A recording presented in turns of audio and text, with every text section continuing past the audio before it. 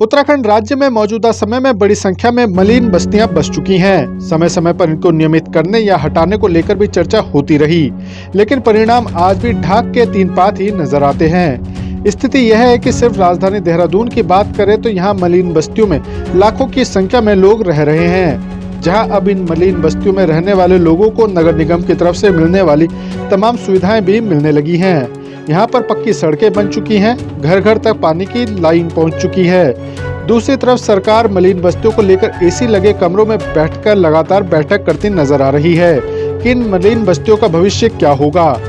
दूसरी तरफ प्रदेश सरकार की तरफ से चल रहे अतिक्रमण हटाओ अभियान के जद में मलिन बस्तियां भी आ रही हैं, जो कि अब एक मजबूत वोट बैंक बन चुका है। नगर निगम देहरादून के पूर्व मेयर और मौजूदा धर्मपुर विधायक विनोद चमोली का मानना है कि मलिन बस्तियों को अब नहीं हटाया जा सकता। विनोद चमोली ने कहा कि पूर्ववर्ती सरकारों में भी यह मुद्दा खूब उठा था। उस समय मैं देहरादून का मेयर था, उसमें मैंने खुलकर कहा था कि क्या आप 23 लाख लोगों के घरों को तोड़ सकते हैं? क्या आप इस स्थिति में हैं? मैंने कहा था कि आप इसके लिए समाधान निकालिए। एक समय में हमारे द्वारा एक सर्वे भी कराया गया, जिसमें पता चला कि जितनी मलिन बस्तियां थी उसमें सिर्फ 31 लोग ही ऐसे हैं जिन्हें नियमित किया जा सकता है। बाकी कोई भी टर्म्स एंड कंडीशन को पूरा नहीं कर रहा। एक बार जब हाईकोर्ट के आदेश आए थे तो मैं स्वयं बैठा था, माननीय मुख्यमंत्री त्रिवेंद्र सिंह रावत थे और विभागीय लोग थे, आशीष श्रीवास्तव यहाँ पर डीएम थे, एमडी देखते थे। मैंने खुलकर चर्चा की उनसे कि क्या आप 2-3 लाख लोगों को उनके मकानों को डिमोलिश करने की स्थिति में है क्या, जो पॉसिबल नहीं है। तो हमने कहा भाई इसका समाधान निकालिए यार। उसके बाद ही वो अध्यादेश जलाना, उसका समाधान निकला। अभी भी मेरा ये कहना है, एक तरफ हम मलिन बस्तियों को सुविधाएं पे सुविधाएं देते, अब मलिन बस्तियां रह कहाँ गई, तो कॉलोनियां बन गई है। सारी सुविधाएं हम उनको दे चुके हैं, टैक्स हम उनसे ले रहे हैं। अब उनके नियमितीकरण का रास्ता निकलना चाहिए। अब उसमें जब मैं मेयर था तो हरीश रावत जी उस समय मुख्यमंत्री थे, तो एक समिति बनी थी, राजकुमार जी उस समिति को देखते थे। उस समिति ने कुछ नियम फाइंडिंग्स थी, उसके कुछ नियम भी बनाए थे।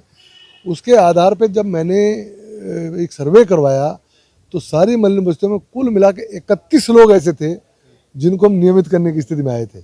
बाकी लोग लीगली हम नियमित नहीं कर सकते थे। कारण था उसका, कुछ जलमग्न भूमि पर है, कुछ महन जी की ज़मीन पर मलिन बस्तियाँ हैं, कुछ फॉरेस्ट लैंड पर मलिन बस्तियाँ हैं, कुछ रेलवे की लैंड पर मलिन बस्तियाँ हैं, कुछ बद्रीनाथ केदारनाथ समिति की लैंड पर मलिन बस्तियाँ हैं। तो ऐसा नहीं कि मलिन बस्ती को सिर्फ सरकारी ज़मीन पर है। शहर में तमाम जो मलिन बस्तियाँ बनी है, ज़मीनें स्वामी तो सारा राजस्व का या हमारा नहीं है, नगर निगम का। तो इसके लिए मैंने कहा था एक ठीक प्रकार से इसकी योजना बने। जैसे जहाँ पर आपके नदी श्रेणी है वहाँ श्रेणी परिवर्तन करें, सरकार को अधिकार है।